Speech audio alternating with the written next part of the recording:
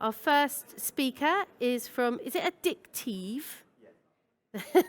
It's Emilien Eychenne from Adikteev, and he's going to talk about a new way to level up your multi-platform strategy. So please welcome Emilien. Hello, hello, hello. So, good morning, everybody. I hope it's not that tough in the morning to start with me. So, I'm going to try not to be boring and to make it kind of interactive, trying to answer your questions as much as possible. To be honest, the deck is pretty crappy, but let's go through this, and so that I could answer your question if you have some. So I'm Emilien from Adikteev. I don't have any. Yeah. Can you? How could we do? I don't have anything to slide it. No, but it's okay. It's okay. So we're so Adikteev. What are we doing first? So we're an app retargeting company. So basically, our job is to make the players coming back into the game and hopefully spend more money into the games. That's what we are used to do. And today I'm gonna talk about. I don't have any feedback there. Okay. Okay. I'm sorry about this. This is the very start of the day. So, okay, anyway, the main topic of the talk, I'll continue without it. The main topic of the talk today is really to speak about how to make the most of your paying users. Because I assume we all suffered from the ATT stuff a lot for several reasons. On our side, it was complex to retarget users without any IDFA. So we had to figure out a way to face it, and I assume many game publishers had to as well, but it was not successful for all of them. First reason, many of my friends from the industry, they are running hyper-casual gaming companies.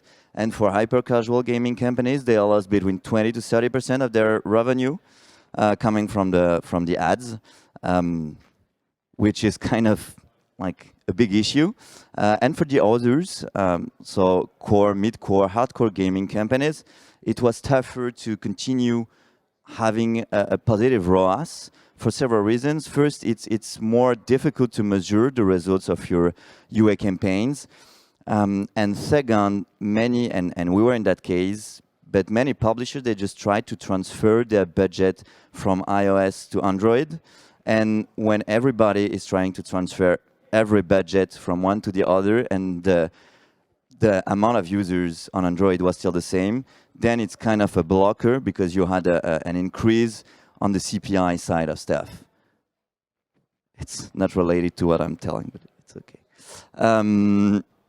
So yeah, so those are some issues. And in the meantime, during COVID, we've seen a good amount of money that has been invested into the gaming industry because many PE, like private equity funds, many VCs we're talking to, they were investing a lot into the gaming industry because that was the only one that was resilient to COVID. So you had many newcomers in the market, many new gaming companies that just popped up like this.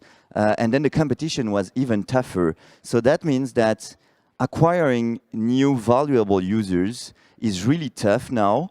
And the fact is that in the last few months, many of the publishers we were working with, they were asking us to change a little bit the strategies in terms of retargeting. So they were asking us, instead of trying to reacquire churned users, make them come back into the app, they were asking us to double down on the paying users and to try triggering new purchase. The first reason is that, could I have some slides to support, or yeah? Okay. I have what? Oh. How does it work? Okay, cool, perfect. No, it works. So some interesting figures. We just ran some analysis on the mid-core and hardcore gaming apps we're working with. By the way, we're working with several big publishing companies in the gaming industry like Product Madness, Copley, Social Point, etc. So this is not coming from nowhere, just to make sure you validate it. And we've seen that most of the revenue are coming from users that are purchasing several times, not only one time. But the fact is that if you have a deeper look into your game's data, you're going to see that 40 to 60% of your users are only purchasing once, which means there is an untapped opportunity making them purchase several times. So what we think is really useful for you now is to double down on your active paying users. That is really important. And the second thing we've seen is that more and more big publishers, they're talking about cross-promotion as a new lever, especially for iOS, because you don't have ADFA anymore, but you still have IDFV. So you can share it across your different games, and you can leverage your users thanks to cross-promotion. So maybe you're going to tell me that some of you, they tried cross-promotion in the past, and it didn't work. But the fact is that the way it has been done from most of the publishers I was talking to, they told me they were using their mediation platform to do so. And the fact is that using the mediation platform is not the best way to leverage cross-promotion. Why? Because one, you're going to display an ad to people that no one else want to display an ad to. So it's not the most valuable placement that you're leveraging. And second, you're not targeting all your users with those ads, because for mid-core and hardcore games, most of the time they're telling me that they don't want to display any ad to their VIP users, which is smart. And the third thing is that you were doing that, to me, the dumb way, because you were trying to reach out to every single users into your games. That's not the best way to do it. So right now, the approach is changing a lot, which means those publishers, they are trying to think about or try to predict the churners, and then they are first displaying ads to those churners for another of their games. This is the first thing. And the second thing they're doing is that they try to push the right ad, which means when you have 10 games, let's try to figure out which one has the most chance to be installed by your players. Trying to figure out kind of an affinity score for your users so that you will display the right ad for these future churners. And try to reach out to the ones that are the most valuable ones, which means you don't care about the user that just installed the game and then churn. You care about the small portion of your audience that is actually representing the largest portion of your revenue. Those are the ones you wanna make stay into your portfolio of games. And that's the way those big publishers are now thinking about cross-promotion and leveraging it, especially on iOS. And then, this is the core thing of the day, how to leverage a multi-platform strategy. And the very first basis of a multi-platform strategy is trying to put in place a web shop. Why trying to put in place a web shop? You have a pretty straightforward answer. Today, you are paying huge transaction fees to the app stores.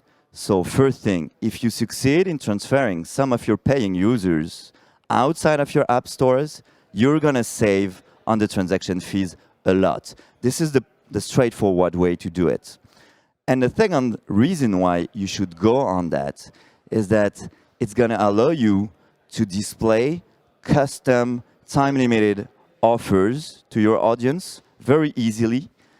And then you can do it pretty seamlessly. So yes, the UX is not going to be exactly the same than on the app stores. For sure, 100% agree with you. But it could be really seamless for them. Those are some figures. And the reason why I can share those figures is that today we're announcing a partnership with Xsolla.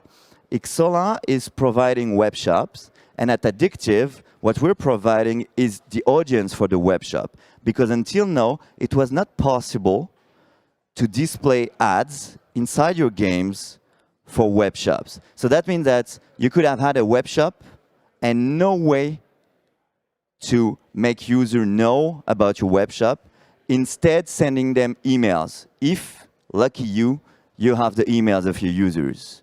But today we have different ways to make users come into your web shop.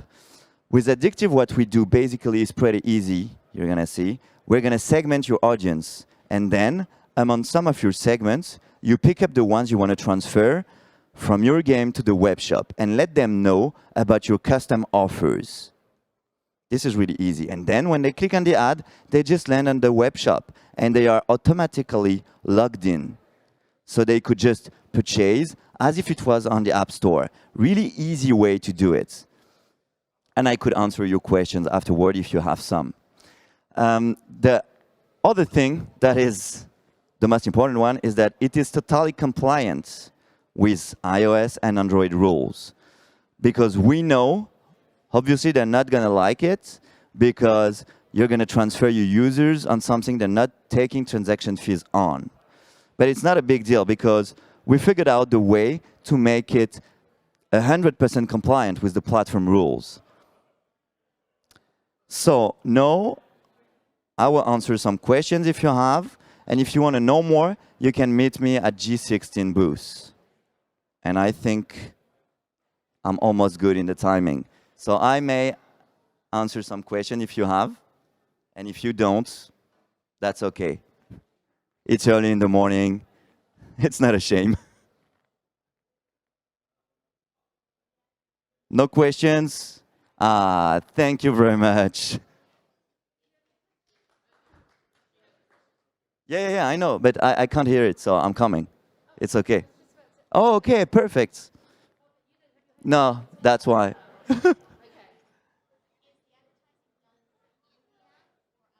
Outside of the app, for sure. That is why this is totally compliant with the rules, because you don't have the right today to advertise directly inside the app. It's not possible. It's forbidden by Apple and Android. So that is why we are doing retargeting, meaning we are going after your paying users outside of your app to make them know that you have a web shop and that they could purchase stuff with good offers.